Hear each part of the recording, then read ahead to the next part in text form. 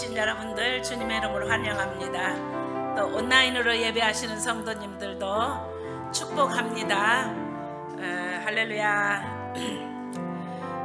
우리 다 같이 기도합니다. 우리 소리내어서 기도합니다. 하나님 아버지, 저희들이 이 시간에 마음을 모아서 주님 앞에 간구할 수 있도록 기도의 자리에 있게 해주셔서 감사합니다.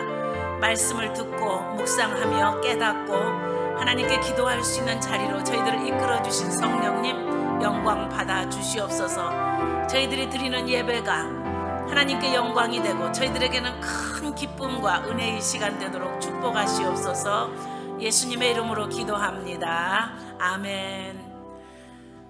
오늘부터 룻기서 강해 시작합니다. 1장 1절부터 5절까지 말씀 먼저 읽도록 합니다. 룻기서 1장 1절부터 5절. 사사들이 지리하던 때에 그 땅에 흉년이 드니라.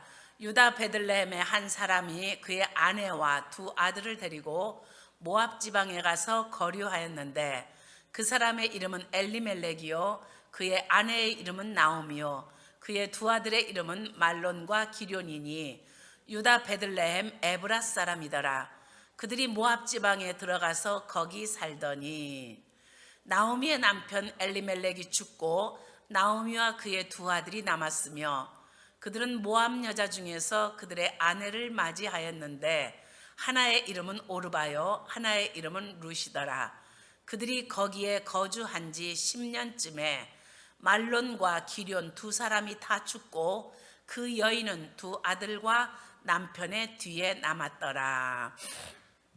예, 할렐루야. 아이고 반가워요. 힘이 확확 나네. 어제 멀리 있는 타주에 있는 제 아들과 또 딸이 전화가 왔습니다. 그래서 전화를 딱 받으면서 제가 사실 어제 컨디션이 별로 좋지가 않았거든요, 몸이. 근데 자식들이 전화가 오니까 와, 에너지 드링크들이 전화 왔네. 그렇게 내가 말을 했어요. 와, 에너지 드링크들이 전화 왔네. 그런데 정말요, 전화 딱 끊고 나는데 자식 전화 받았는데 정말 몸에 피로가 싹 없어지고 힘이 나고 용기가 나고 처졌던 마음이 막 이렇게 업되는 거예요. 여러분들, 그런 의미에서 부모님들 한국에 계시면 전화 자주 하시고 또 다른 주에 있어도 또 이 동네에 계셔도 얼굴 못 보면 전화 자주 해드리시기 바랍니다. 자식들은요, 부모에게는 얼굴만 봐도 목소리만 들어도 에너지 드링크예요. 그렇죠? 예. 그런데 사실 저 오늘 좀 피곤해서 왔거든요. 근데 예배 자리가 많이 비어서 좀 기운이 좀 빠지더라고요. 그런데 오늘 수요예배 처음 오셨지? 난 누구라고 말 안 해. 우리끼리만 알아. 수요예배는 오늘 처음 온 거예요. 야, 그런데 딱 저 형제님의 얼굴을 보는 순간 와, 나의 에너지 드링크가 왔네. 여러분, 예배 온라인 하셔도 괜찮아요. 집이 멀으신 분들 온라인이라도 들어와서 이렇게 성경 공부해 주니까 너무 고마워요. 유명 강사도 많은데 나 같은 무명 강사 설교도 매주 수요일마다 멀리서 들어주는 거 고마워요. 그런데 가까운 분들은 와주시면 목사한테는 완전 에너지 드링크예요. 내가 오늘 힘내서 설교 잘할게요. 고마워요. 에너지 드링크가 오셔서. 자, 룻기 시작합니다. 제가 룻기를 강의하기 전에 먼저 이제 룻기 전체를 제가 한번 다 읽어서 시간이 얼마나 걸리나 해보니까 룻기가 되게 짧은 책이거든요. 구약 성경은 두루마리 책이다 그러지요. 두루마리라는 것은 오늘날처럼 종이나 인쇄술이 없던 시대이기 때문에 양피 가죽으로, 양의 가죽으로 이렇게 만들어서 거기에다가 이제 붓으로 성경을 쓰잖아요. 근데 룻기나 아가서 이런 것들은 짧기 때문에 그냥 한 롤이에요. 한 롤.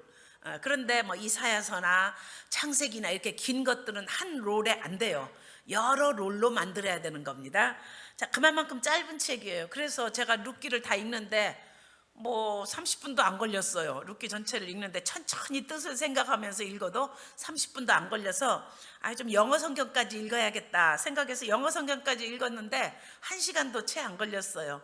그만큼 짧은 책입니다. 그래서 제가 길게 하지 않을 것 같고 뭐 길어야 9시간, 10시간 정도면 아마 룻기가 끝날 것 같아요. 그래도 제가 왜 룻기를 하고 싶었냐면 우리가 갈라디아서 강의 공부하면서 정말 굉장히 딱딱하고 교리적인 책임에도 불구하고 여러분들이 열심히 하셨어요. 그런데 요즘 우크라이나 전쟁권도 있고 경제적인 요즘 여러 가지 그저 압박도 있고 지금 세상이 그렇잖아요. 근데 전쟁 얘기 말고 전쟁 얘기를 안 듣고 싶어도 제가 자꾸만 우크라이나 소식이 궁금하고, 게다가 지난 월요일에는 우리 교회에서 선교 후원하는 정옥합 선교사님이 지금 중국에는 이제 못 들어가고 계시잖아요. 그래서 아들 폴 목사가 미국에서 공부하는데 그 양자 뒷바라지 하시다가 이제 우크라이나로 가셨어요. 일단 이번에는 단기 선교로 짧게 잡고 한두 달 잡고 가셨고, 이제 계속해서 가시려고 이제 우크라이나 쪽으로, 중국은 닫혔으니까 우크라이나 쪽으로 가셔야겠다. 거기에 특별히 고아들과 여인들을 돌보는 사역을 해야겠다고 가는데, 준비물을 뭘 준비하고 가시나 봤더니 거기서 요청하는 게, 그쪽에 있는 우크라이나에 있는 정선교사님이 뭐를 좀 사가지고 오세요. 있는 대로 다 사가지고 오세요. 그래서 준비한 게 뭐냐면요, 지혈제, 그 가루약 있잖아요. 피 멈추게 하기 위한 지혈제, 이거를 살 수 있는 대로 사달라고. 근데도 그 약이 미국이고 한국이고 여기저기서 주문하는데 약이 딸려가지고 못 구했다는 거예요. 옛날 같으면 우리 멕시코 선교나 어디 선교지 가면 뭐 준비해 가요? 옷 이런 거, 먹을 거 옷 이런 거 준비해 가지고 가는데, 야, 이게 전쟁이 현실이구나. 우크라이나에 단기 선교 가는 선교사님한테 지혈제, 가루약 그거 사가지고 오라고. 얼마나 부상당한 일반인들도 많으면. 그래서 있는 대로 주문을 했는데, 온라인으로 주문했는데 반밖에 안 오고, 반은 또 아직 못 온다고 그래서 반밖에 못 가지고 가노라고. 마음이 아프죠. 이런 시대에 우리가 살고 있으니까 나는 좀 반대로 좀 마음이 따뜻한 이야기, 좀 이렇게 너무 긴장하지 않고 가슴을 좀 따스하게 해주는 그런 스토리가 없을까 생각을 하다가, 룻기는 생각하면 참 마음이 따뜻해져요. 따뜻해지는 이유가 있더라고요. 그냥 초신자든지 오래된 신자든지 룻기서는 읽으면 봐도 되는 게 없어요. 막 긴장할 것도 없고, 그 이유가 있더라고요. 제가 이따가 말씀을 드릴게요. 룻기는 그 특성이 참 책 이름부터 독특하지요.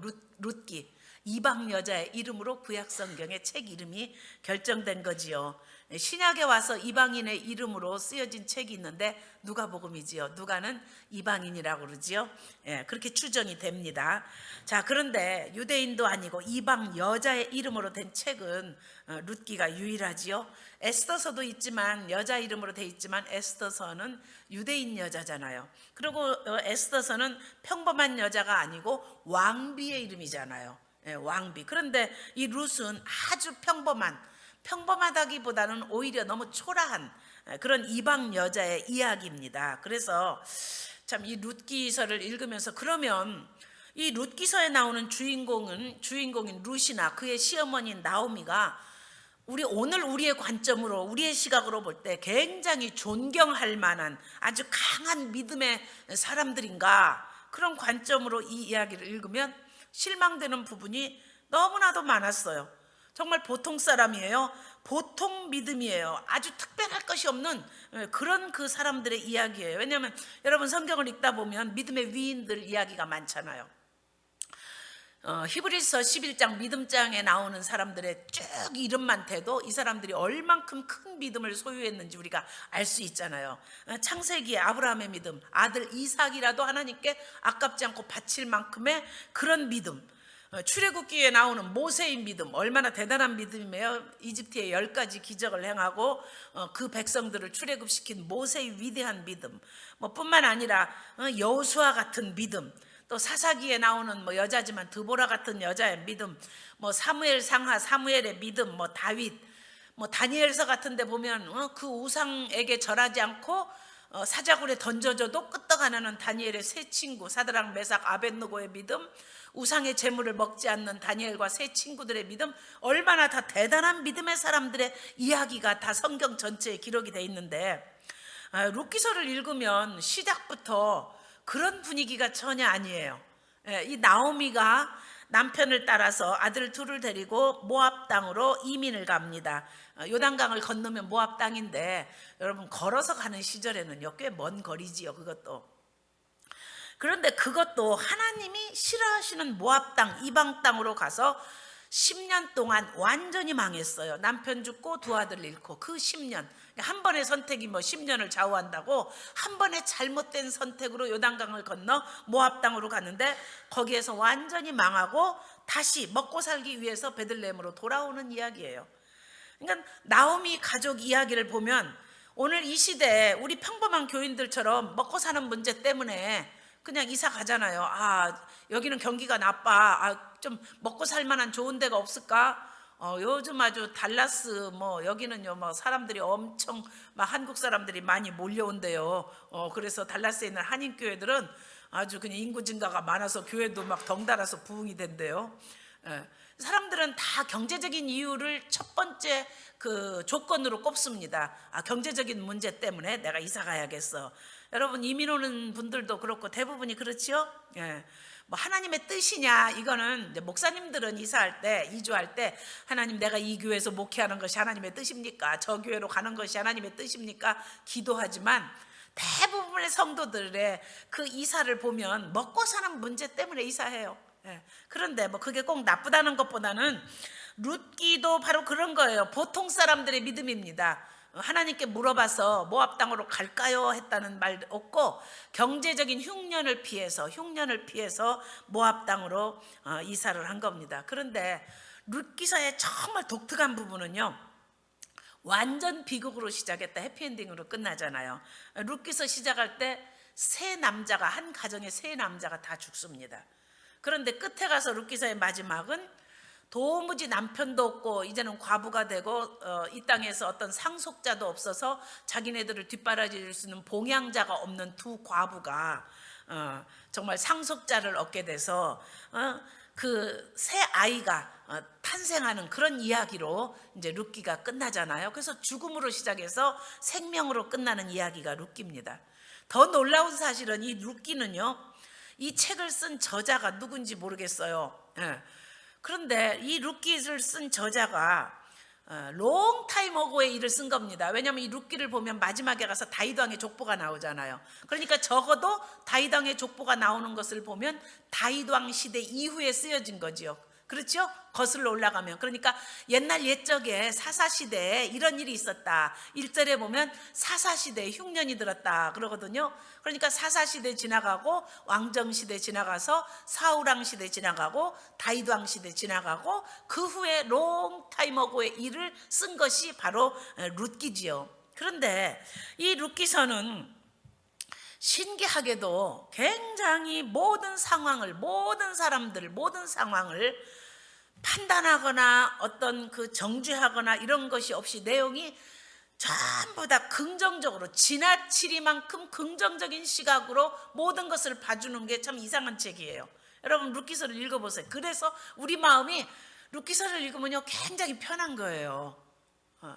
룻기서를 여러분들이 읽어보면 흉년이 들은 것도 사사시대에 일반적으로 흉년이 들거나 전쟁이 일어나는 것은 하나님의 심판입니다. 왜냐하면 우상을 숭배하고 하나님을 믿지 않기 때문에 적이 쳐들어오고 그리고 하나님이 흉년으로 징계하셔서 그 백성들을 돌이키게 하시거든요. 근데 그런 그 줄을 달지를 않아요. 어떤 사건만 그냥 기록을 하지 그 사건에 대해서 평가하는 말이 없어요.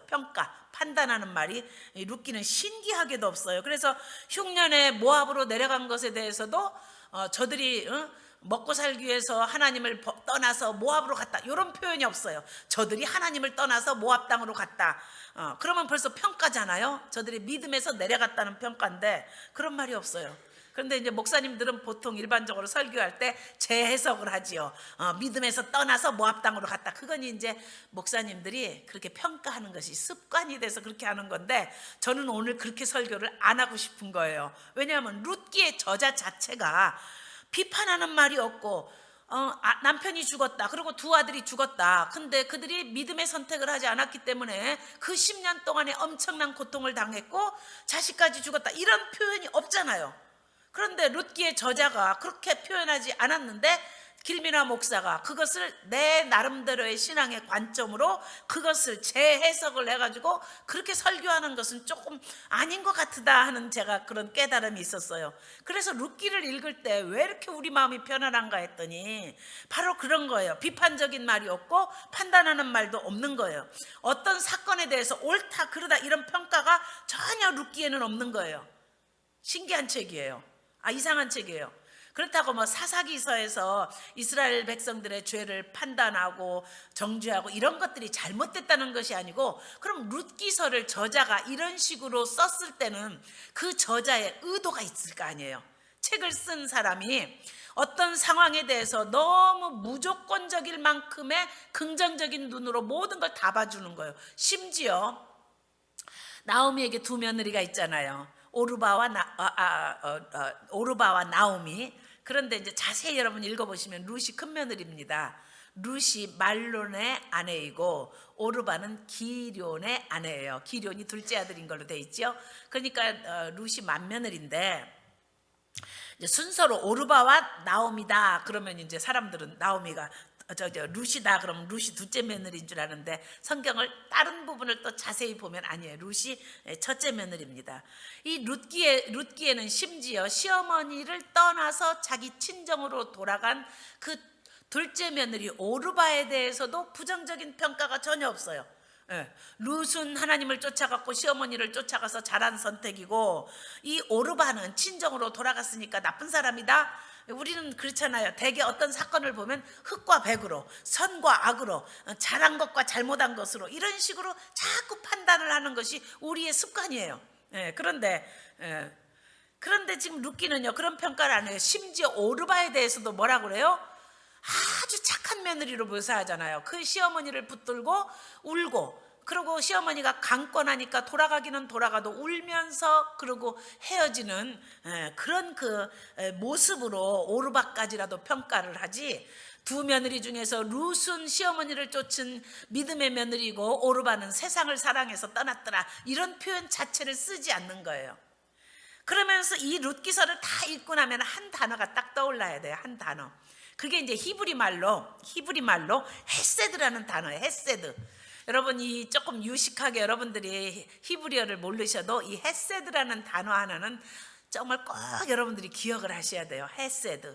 헤세드라는 단어인데 이 단어의 뜻은 인애, 자비, 뭐 긍휼 막 이런 뜻이에요. 그러니까 영어 성경은 제가 읽어보니까 이 헤세드를 그냥 kind다 또는 뭐 favor다 이렇게 표현했는데 그거 가지고는 너무너무 모자라요. 그래서 21세기의 신학계에서 뜨는 단어가 뭐냐면 이 헤세드라는 단어인데, 신학자들이나 목사님들이 이제는 헤세드라는 이 히브리어 단어를 그냥 사용해요. 그냥 영어로 kind나 favor나 또는 뭐 우리말로 뭐 인애나 자비나 이런 말을 다 합해도 히브리어 원어가 가진 이 헤세드라는 뜻을 다 설명할 수 없기 때문에 그냥 헤세드라 그래요. 헤세드. 그냥 조금 부족하지만 우리말로는 인애다, 자비다 또는 선대다 이런 표현인데, 이 표현이 이 룻기의 키워드예요. 키워드. 룻기의 키워드가 뭐라고요? 헤세드. 여러분 룻기를 다 공부하고 나서도 여러분이 이 헤세드라는 단어 하나만 기억하셔도 본전 건진 거예요.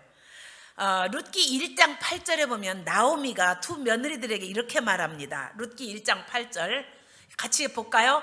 나오미가 두 며느리에게 이르되 너희는 각기 너희 어머니의 집으로 돌아가라. 너희가 죽은 자들과 나를 선대한 것 같이 여호와께서 너희를 선대하시기를 원하며. 여기서 한국말로는 선대라 이렇게 번역을 했는데, 이게 영어 성경에서는 kind라 이렇게 번역이 되어 있는데, 이게 히브리 원어에 보면요 헤세드예요.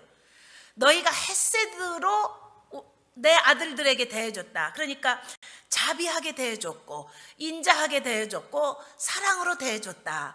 그렇게 하고 나에게도 너희가 그렇게 대해준 것처럼 하나님께서도 너희를 그렇게 헤세드로 대해주시기를 원한다 이 말이에요.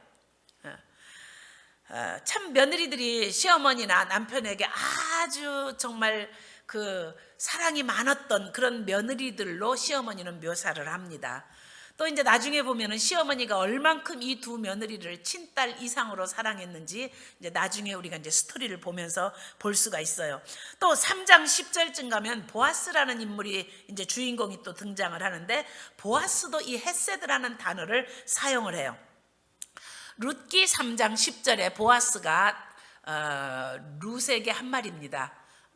그가 이르되 내 딸아, 여호와께서 네게 복 주시기를 원하노라. 네가 가난하건 부하건 젊은 자를 따르지 아니하였으니 네가 베푼 인애가 처음보다 나중이 더하도다. 여기서 인애라는 말이 헤세드예요. 히브리 원어에. 네가 베푼 인애라는 건 뭐예요? 네가 너희 시어머니에게 인애를 베풀었다.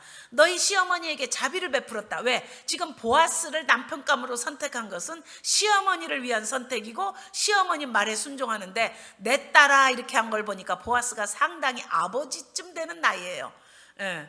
우리가 보아스가 총각이었다고 생각하면 좋지만 당시의 풍습을 생각할 때 일부 닫혀져 있는 시대이기 때문에 보아스에게 초혼은 아니었으리라고 생각이 돼요. 룻도 초혼은 아니고요, 과부였고요. 하여간에 네가 젊은 자를 따라가지 아니하였다. 너한테 맞는 배우자를 네가 스스로 선택하면 그거는 나오미한테는 아무 분깃이 없어요. 시어머니에게는. 당시의 계대 결혼에 의하면 며느리가 누구하고 결혼을 해야만 이 나오미에게 상속자가 생기냐면 계대 결혼 제도에 의해서, 또 제가 나중에 다시 설명을 드릴게요. 그 땅을, 자기네가 가지고 있던 원래 땅을 팔아야 되는데 그것을 사주는 사람, 그 사람이 바로 상속자가 되어서, 나오미의 상속자가 되어서 며느리 룻을 아내로 취하고, 그 여자가 애를 낳으면 족보를 그 죽은 남편의 이름으로 족보를 올려줘야 되는 거예요. 그러니까 이 결혼하는 사람의 입장에서는 아주 나쁜 겁니다. 자기 자식으로 호적에 올리지도 못하고 남의 죽은 남자의 이름으로 호적에 자기 아들을 올려줘야 되고 그 사람들을 부양해야 되는 책임까지 주어지기 때문에 그런 것을 아주 싫어하고 하고자 하는 사람이 없는데, 보아스가 인애를 베풀어서, 사랑을 베풀어서 이 룻을 받아들여 준 건데, 룻도 자기가 원하는 남자하고 결혼하지 않고 시어머니를 생각해서 시어머니의 봉양자가 될 아들을 낳아주기 위해서 보아스하고 결혼한 거거든요. 참, 자, 이 전체 스토리를 보면 이 주인공인 나오미나 룻이나 보아스나 다 어떤 사람들이에요? 그냥 우리식으로 말하면 너무 착한 사람들, 너무 자기보다는 남을 생각하는 사람들, 배려하는 사람들, 자비가 있고 긍휼이 있고 사랑이 있는 사람들, 이런 사람들이 다 주인공이에요. 그런데 어떤 드라마든지 영화든지 성경의 이야기든지 보면 악역이 꼭 있잖아요. 창세기에 보면은 요셉은 착한 사람인데 요셉의 형들은 악역으로 나왔죠. 악역이 많아요. 또 출애굽기에 보면 모세는 착한 사람인데 악역은 누구예요? 이집트의 파라오가 악역이죠. 막 등등 이렇게 계속 악한 사람이 등장하는데, 이 룻기는 읽으면 악역을 맡은 사람이 하나도 없어요. 그리고 전부 착한 사람들의 이야기인 거예요. 인애를 베푼 사람들의 이야기입니다. 그래서 성경이 강조하고자 하는 것이 바로 이 헤세드예요. 바로 이 헤세드. 바로 헤세드인데, 저는 이제 이 룻기서를 쭉 읽으면서 신앙 칼라가 참 다른 모습을 보게 돼요. 왜냐하면 저는 이런 생각을 해봤어요. 내가 만약에 이제 여기서는 이렇게 룻기서의 주인공들에 대해서 판단하는 이게 없잖아요. 평가를 하는 게 없어요. 그런데 우리는 신앙을 가졌다고 하면서 수없이 평가하고 판단하잖아요. 그러나 평가나 판단이 꼭 나쁜 것은 아닙니다. 정죄하고 판단은 좋은 게 아니라고 그랬어요. 판단하고 정죄하는 것이 나쁜 것이지 어떤 평가를 해서 우리가 옳고 그르냐 이 자체가 나쁜 것은 아니에요. 그런데 우리는 너무나도 판단하는데 또 정죄하는데 우리가 아주 그냥 너무나도 도 같은 사람들이에요. 그래서 제가 룻기서를 쭉 이렇게 한국말로 읽고 이제 영어로 읽고 이제 이 말씀을 준비하면서 내 자신을 한번 진단해 봤어요. 룻기서가 왜 이렇게 편한가? 이유가 있구나.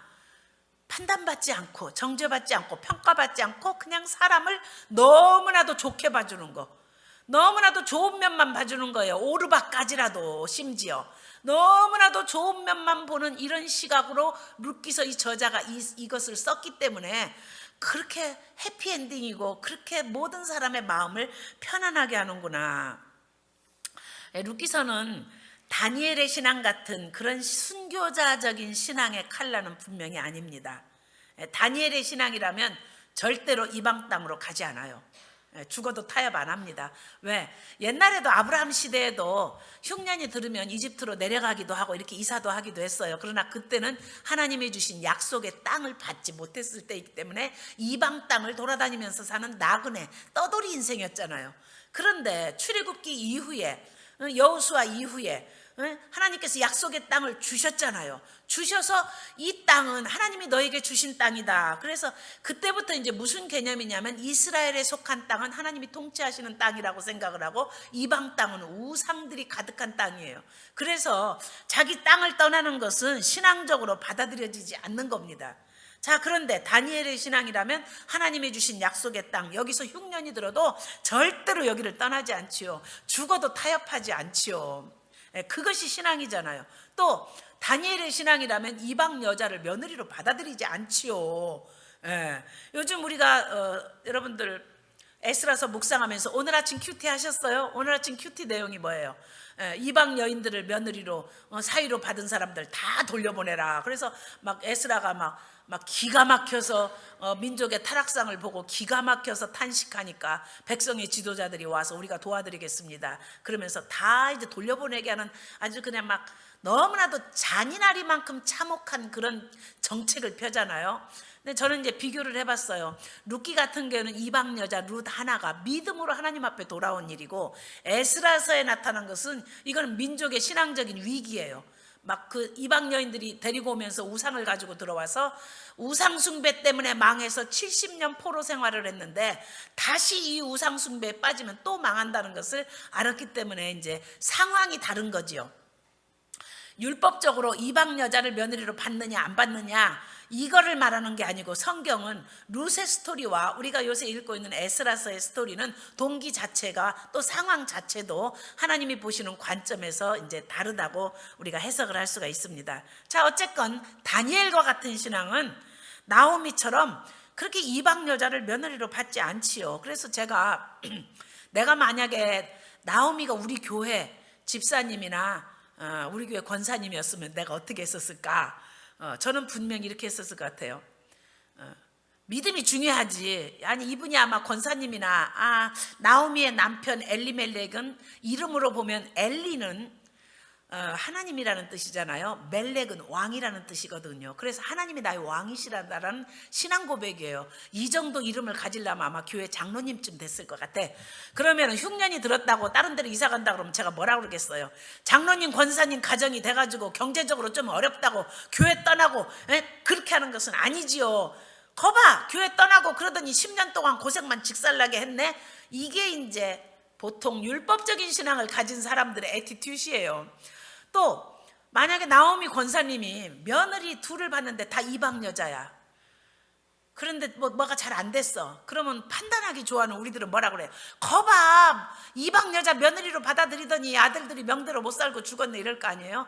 겉으로 말은 안 하지요. 그렇게 겉으로는 말 안 하지만 속으로 믿음 좋은 사람들은요 다 그렇게 판단하고 있어요.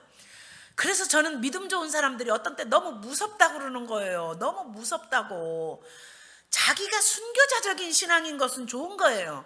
그러나 우리가 다른 사람들을 대할 때는 순교자적인 신앙으로 다른 사람을 판단하면 안 되고, 헤세드 긍휼. 아니, 내가 아마 나오미네 교회 목사님이었으면 전화 통화가 됐으면 나오미가 이제 남편 죽었을 때 내가 그랬을 거예요. 나오미 권사님 돌아오세요. 지금이라도, 옛날에는 남편이 시키는 대로밖에 순종할 수 없는 시대니까 남편을 따라갔다고 하지만 이제 남편 죽었으니까 두 아들 데리고 돌아오세요. 돌아와야지 그게 믿음이지. 그랬는데 나오미 안 돌아왔잖아요. 그냥 거기 살았잖아요. 그리고 이방 며느리를 봤단 말이에요. 그니 목사 입장에서 얼마나 속상했겠어요. 그래서 나는 이 룻기를 읽으면서 나오미나 룻에게 대단히 믿음이 좋다는 크레딧을 주기가 읽으면서 힘들더라고요. 또 룻도 이제 갓 시집 와가지고 얼마 있다가 자식도 없이 남편이 죽은 걸 보면 결혼 생활을 오래 한 것 같지 않아요. 근데 이제 이방신을 섬기다가 갓 시집 와서 시아버지가 믿는, 시어머니가 믿고, 남편은 먼저 죽었겠지요. 시어머니가 믿고 자기 남편이 믿는 그 하나님을 믿는 신앙이, 교회도 없고 말씀을 가르치는 사람도 없고 하니 룻이 믿음이 좋았으면 얼마나 좋았겠어요. 예. 이제 그런 걸 생각하면 참 이 스토리를 보면서 야, 신앙의 칼라가 우리 칼라하고는 너무 다르다는 것을 느끼게 되는 거예요. 다니엘서를 읽을 때 막 우리가 막 믿음의 용기를 얻고, 막 다른 그 성경의 서신들을 읽을 때 그래, 우리가 갈라디아서를 읽을 때는 막 그래, 율법주의하고 타협하면 안 돼, 오직 십자가, 오직 구원, 막 이렇게 막 꿋꿋하게 막 믿음은 절대로 막 뭐가 섞이면 안 돼, 막 오직 신앙, 오직 믿음, 솔라 피데 막 이러면서 우리가 막 십자가 군병처럼 이렇게 하는데, 그런 신앙의 자세로 룻기를 보니까 너무 실망스러운 부분이 너무 많아요. 저만 그래요? 여러분들도 룻기 읽어보니까 어때요? 그런 생각도 안 해보고 읽었어요? 그래요? 내 눈에는 거슬리는 게 너무 많은 거야. 또 룻이 시어머니가 시켰다고, 아니 여자가 또 보아스 그 잠자는데 발치에 가가지고 그 타작마당에 가가지고 시어머니가 시킨다고 남의 남자 이불 또 이렇게 해가지고 발치에 가서 있는 거 시키는 시어머니는 뭐고 또 그대로 하는 며느리는 뭐고, 나는 이런 게 다 오늘날의 문화로나 내 신앙으로나 이해가 도저히 안 돼요. 이해가 도저히 안 돼. 하여간에 우리가 신앙이 강한 거 좋은 겁니다. 다니엘 같은 믿음, 순교자적인 믿음 좋은 겁니다. 그런데 때때로 그게 전부는 아니다는 것을 우리가 깨달았으면 참, 내 자신에게 이제 룻기서를 하면서 나한테 부족한 부분이 무엇인가, 저는 이제 그걸 좀 제 자신은 교훈 받으려고 그래요. 저도 강한 거 좋아합니다. 여러분이 보시기에도 제가 강하잖아요. 제가 강하지 않았으면 또 목사가 됐겠어요? 그런데 저는 이런 생각을 자주 해요. 강하지만 모나지는 말아야 된다. 그런데 강한 것과 모난 건 다른 거예요. 강하지만 자꾸 자기를 다듬어. 아주 단단한 그런 강함이 있지만 자꾸 자기를 다듬으면 인간관계에서 모나지가 않아요. 그런데 대부분이요, 강한 사람들이 뭐가 나요? 찔러. 그리고 강한 사람이 찌르는 거는요, 부드러운 사람이 찌르는 것보다 많이 아파요. 그러니까 부부 사이에도 한 사람은 강하고 한 사람은 항상 부드러워요. 그런데 부드러운 사람이 찌르는 것은 찔러봤자야. 그런데 강한 사람이 찌르는 건요, 많이 아파요. 그러니까 강하지만 모나지 않은 사람이 되는 숙제가 여러분에게 하는 얘기 아니에요. 제 자신에게 하는 얘기예요. 저는 굉장히 강합니다. 겁이 없습니다. 또 단호합니다. 그래서 제가 존경하는 사람은 룻이 아니에요. 제가 존경하는 사람은 딴 여자예요. 다른 여자. 저는 마리아를 대단히 존경합니다. 예수님의 어머니 마리아. 이번에 패션 오브 크라이스트 영화를 제가 이제 다시 봤어요. 아마존 그거 멤버십 없으니까 참 보기 되게 힘들더라고. 하여간 어렵게 해가지고 패션 오브 크라이스트를 봤는데, 그거 보면서 제가 또 한 번 느꼈어요. 그 어머니 마리아 대단하다. 보통 일반 어머니 같으면요, 자식이 처참한 모습으로 죽으면요, 그 죽음의 현장에 안 갑니다. 못 갑니다. 차라리 안 봐야지요. 그런데 마리아 끝까지 그 십자가 코 밑에까지 따라가잖아요. 아마 몇 번 넘어지고 어지러워서 쓰러질 때 젊은 요한이, 조카 요한이 붙잡아줬으리라고 추측이 돼요. 그래도 끝까지 따라가서 자기 아들을 장례할 때, 그 몸을 다 닦을 때 어머니가 많이 닦지 않았겠어요? 참, 아리마대 사람 요셉이 세마포를 갖고 와서 다 준비했지만 그 아들의 피투성이 된 몸을 다 닦아서 장례를 치를 때 그 어머니의 손 구석구석이 아들의 몸 어딘들 안 간 구석이 어디 있겠어요? 그런 걸 보면서 야, 정말 마리아는 대단히 강한 사람이다. 마리아가 그렇게 강한 여자기 때문에 처녀 마리아를, 처녀가 애를 베면 돌에 맞아 죽는 그 시대에 하나님께서 마리아를 선택한 거잖아요. 겁이 많아가지고 막 어머나 어떡해요, 나 무서워, 처녀가 어떻게 애를 낳아요, 돌 맞아 죽어요. 하나님 절대 안 돼요, 절대 못합니다, 나는 죽어도 못합니다 하고 지레 놀래서 죽을 그런 여자 같으면 어떻게 메시아이신 예수님의 어머니가 됐겠냐고요. 듣기만 해도 겁나 죽겠는데. 그렇다고 해서 마리아가 강하다고 해서 마리아가 모난 성품이냐? 그건 아니잖아요. 마리아는 정말 온 인류의 어머니 소리를 듣는 그런 정말 어머니가 됐잖아요. 참 그런 걸 보면 저는 이런 나옴이나 룻과 같은 믿음보다는 제가 존경하는 분은 정말 점점 제가 더 존경하는 분이 예수님의 어머니 마리아예요. 우리 개신교도들은 이상한 게 있어요. 흑백 논리로 가. 마리아 천주교에서 우상처럼 숭배하니까 그럼 마리아 그러면 무조건 우상 숭배 이렇게 하는데 그거 참 잘못된 거. 이게 굉장히 편협적인 기독교인들입니다. 예수님이 아르시면 속상해하세요. 우상숭배처럼 하는 것은 잘하는 일이 아니지만 마리아 자체는 정말 존경받아 마땅한 분이고 우리가 정말로 예수님의 어머니로서도 또 신앙의 위인으로서도 우리가 정말로 마리아 설교를 많이 해야 되는데 왜 개신교는 뭐 다른 여자들 설교는 그렇게 많이 하면서 뭐 막달라 마리아도 설교 시간에 그렇게 많이 얘기하고 다른 마리아 이야기도 그렇게 많이 얘기하면서 예수님의 어머니 마리아는 성탄절 때 하고는 안 하잖아요. 자, 하여간에 좀 우리가 편견을 버리는 그런 신앙생활을 했으면 좋겠다 싶은데 일단 제 눈에는 이 나옴이나 룻은 신앙의 칼라는 제 마음에 드는 칼라는 아니에요. 그렇지만 마음이 참 따뜻해지는 책이라고 그랬지요. 엄청나게 좋게 봐주고 엄청나게 긍정적인 시각으로 쓰는데 자 여기서 이제 우리가 가장 중요한 게 있습니다. 가장 중요한 거. 그 2절에 먼저 볼게요. 2절에 보면 그 사람의 이름은 엘리멜렉이요 그 아내의 이름은 나옴이요 그 두 아들의 이름은 말론과 기럐이니 유다 베들레헴 에브라 사람이더라. 그들이 모압 지방으로 들어가 살더니 이름이 쭉 나오지요. 의미가 있기 때문에 이름이 나오는 겁니다. 엘리멜렉 이름은 하나님은 나의 왕이시다 이렇게 제가 아까 말씀드렸고요. 또 사사시대 엘리멜렉하고 이름 비슷한 사람이 있어요. 여러분들 사사기 공부한 지 얼마 안 되지요? 수요 예배 때 아비멜렉 아비가 아비더라고요. 멜렉은 왕이고 나의 아버지는 왕이다 이거 이 뜻이에요. 아비멜렉 나의 그 누구의 아들이에요? 사사 기드온 대사사 기드온의 아들인데 첩의 아들이지요. 그런데 자기 형제들을 70명을 다 죽이고 자기가 스스로 왕이 된 아주 악한 왕이 이 사람 왕이라고도 성경은 말하지 않잖아요. 스스로 왕이 된 사람이잖아요. 근데 이런 사람이다 되면 엘리멜렉 하나님은 나의 왕이시라고 신앙 고백한 이 엘리멜렉은 참 대단한 사람이지요. 나오미 기쁨 그 반대는 뭐예요? 말하라. 그래서 쓰다 고통이다 이런 뜻으로 나를 불러달라. 내 이름이 나오미가 아니다. 더 이상 기쁨 사랑스러움 아름다움이라는 뜻을 가진 나오미가 아니다. 이제 나오미가 그렇게 말하지요. 그런데 그들은 그 이름대로 살지 못한 인생을 살았다는 것을 저자가 말하는 거지요. 이 두 아들의 이름 말론과 기럐이 나옵니다. 아이고 빨리 끝낼게요. 말론과 기럐이 나오는데 말론이라는 이름이 좀 웃겨요. 질병 또 불임 자식이 없다. 그래서 너무 몸이 약해서 자식을 낳을 수 없을 정도로 병약하다 이런 뜻이에요. 그러면 또 둘째 아들 기럐은 약골이다 이런 뜻이에요. 연약합니다. 그래서 이 이름은 후대에 붙은 별명으로 보는 거예요. 학자들은. 왜냐하면 누가 부모가 자식을 낳는데 그렇게 이름 지을 사람이 어디 있겠어요. 그리고 죽은 자들이고 나오미의 이제 엑스 허즈번의 이름이죠. 룻의 엑스 허즈번의 이름이지만 그냥 별명으로 이 사람들은 붙였다고 신학자들은 그렇게 봅니다. 근데 이제 룻의 이름은 본 이름이죠. 근데 그 이름의 뜻은 친구, 우정이라는 뜻이에요. 끝까지 시어머니 나오미의 친구가 된 사람이지요. 보아스 이름은 이제 나중에 이제 해석이 나오지만 민첩한 정신이다 이런 뜻이에요.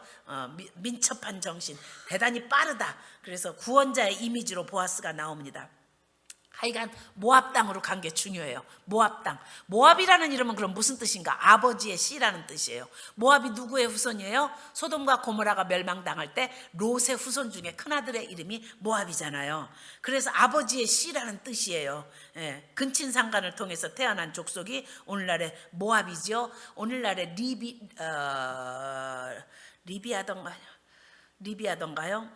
하여간 그런데 하나님이요 이방인들을 싫어하시는 등급이 있어요. 우리나라 사람들이 이렇게 각 나라별로 싫어하는 등급이 있잖아요. 우리나라 사람들이 제일 싫어하는 나라가 이제 최근에 핍박을 받은 일본을 싫어하지요. 또 그 다음에 중국의 침략을 많이 받았기 때문에 중국도 좀 싫어하지요. 러시아도 러일 전쟁 때문에 싫어하지요. 그러나 뭐 베트남이나 우리를 침략하지 않은 나라들에 대해서는 조금 호의적이지요. 자, 이런 것처럼 하나님이 구약을 보면 이방인들도요 싫어하시는 등급이 있어요. 신명기 23장 3, 4절 봅니다. 암몬 사람과 모압 사람은 여호와의 총회에 들어오지 못하리니 그들에게 속한 자는 10대뿐 아니라 영원히 여호와의 총회에 들어오지 못하리라. 모세가 이스라엘 백성들에게 명령한 명령이에요. 암몬 사람, 모압 사람도 다 친척 관계입니다. 롯의 그 아브라함의 조카 롯의 후손이기 때문에. 근데 이 사람들은 10대뿐 아니라 영원히 못 들어온다.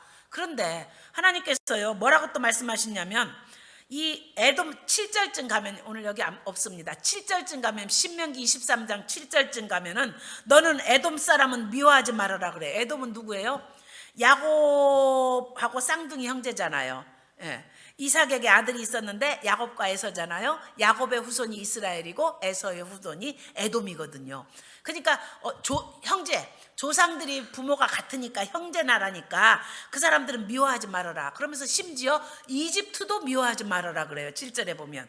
왜냐하면 너희가 그곳에서 종으로 살았었다. 그러니까 이집트한테 너희가 종으로 살았을 때 너희가 그 땅에서 살았던 족속들이니까 미워하지 말아라. 그런데 이 에돔도 심지어 이집트도 미워하지 말라고 하면서 왜 이 암몬 족속, 모압 족속에 대해서는 하나님이 얼마나 싫어하시는지 3대도 아니고 10대쯤 가고 영원히 가도 총에 못 들어온다. 근데 이 에돔 족속은 한 3대만 지나가면 여호와의 총에 들어올 수 있어요. 이스라엘 족속들하고 같이 살면 3대가 지나면 이스라엘 백성들이 예배 드릴 때 총에 들어오도록 해주는 거예요. 근데 이 암몬 모압 사람은 영원히 안 된다는 거예요. 왜 그래요? 아버지의 씨, 불륜의 자식이기 때문에 그러는 것이 아니에요. 그런 도덕적인 문제 때문에 그러는 것이 아니고, 하나님께서 이스라엘을 출애굽시킬 때 그때 이 모압 땅을 지나가게 되는데 하나님의 출애굽 계획을 방해하고 하나님이 사랑하시는 민족인 이스라엘 백성들을 저주하게 했잖아요. 예. 누구를 시켜서? 거짓 선지자 발람을 시켜서 저주하게 해서 이스라엘 백성들이 우상의 제물을 먹게 함으로 하나님의 저주를 받게 했잖아요.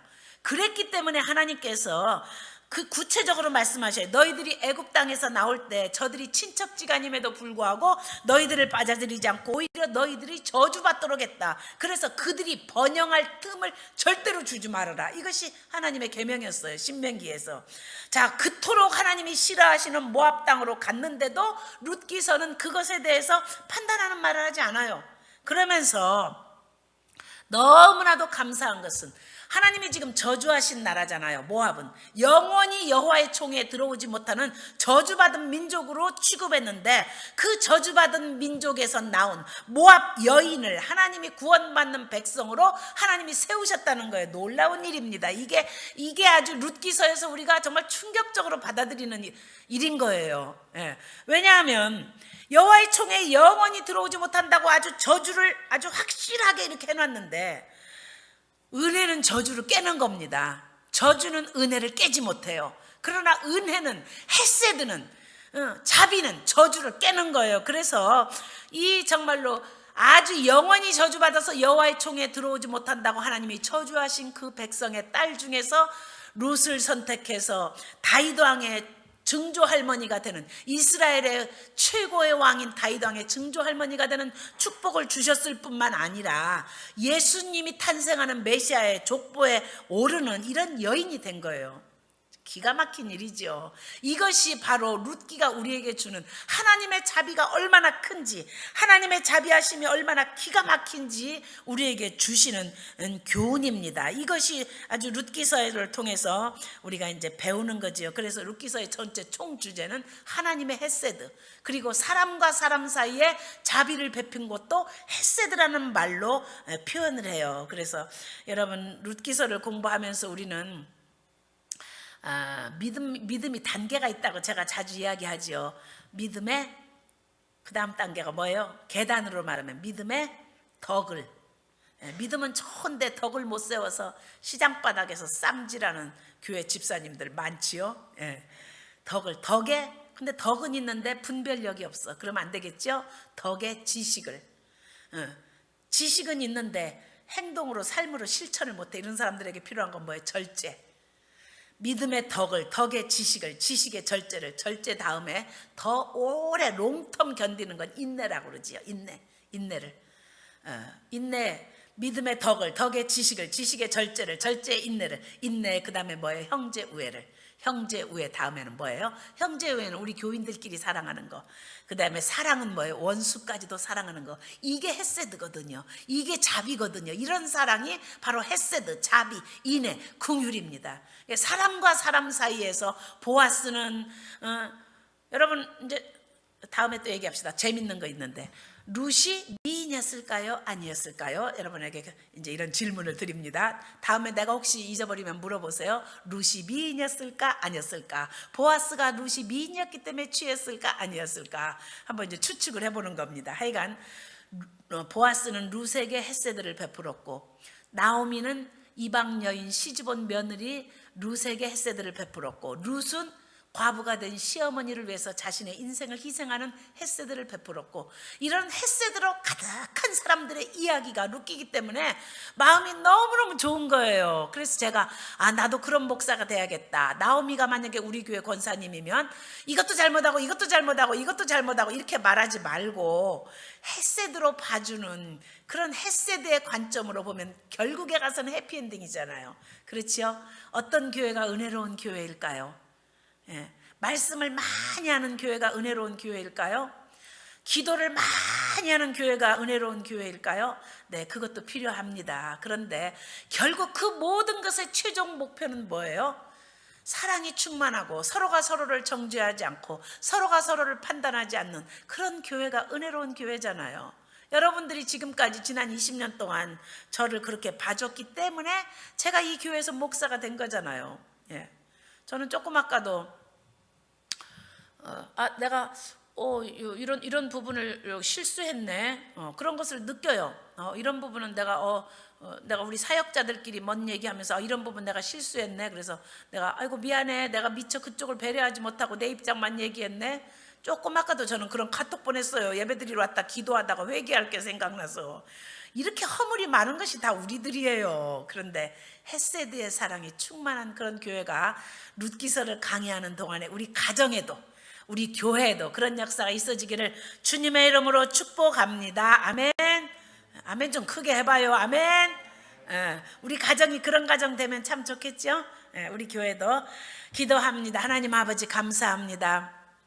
은혜는 저주를 깨지만 저주는 결단코 은혜를 깨지 못하는 것을 우리는 봅니다.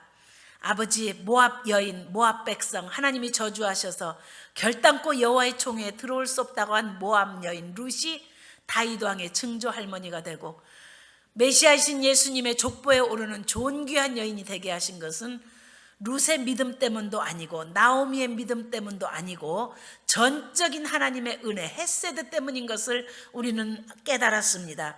하나님 내가 오늘 구원받아서 룻과 같이 예수님의 족보에 오르고 룻과 같이 축복의 사람이 된 것은 나의 믿음 때문도 나의 행함 때문도 아니고 전적인 예수 그리스도의 십자가의 헤세드 때문에 내가 구원받은 것을 믿습니다.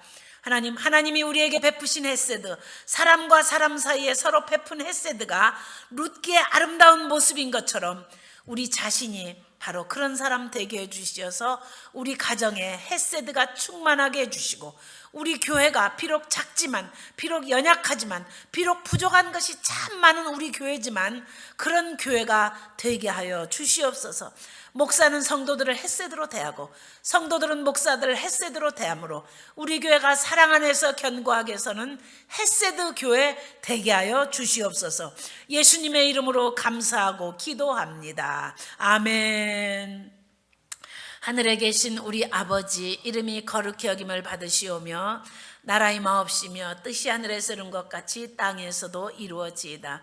오늘 우리에게 일용할 양식을 주시고 우리가 우리에게 죄 지은 자를 사하여 준 것 같이 우리의 죄를 사하여 주시고 우리를 시험에 들게 하지 마시고 다만 악에서 구하시옵소서. 나라와 권세와 영광이 아버지께 영원히 있사옵나이다. 아멘.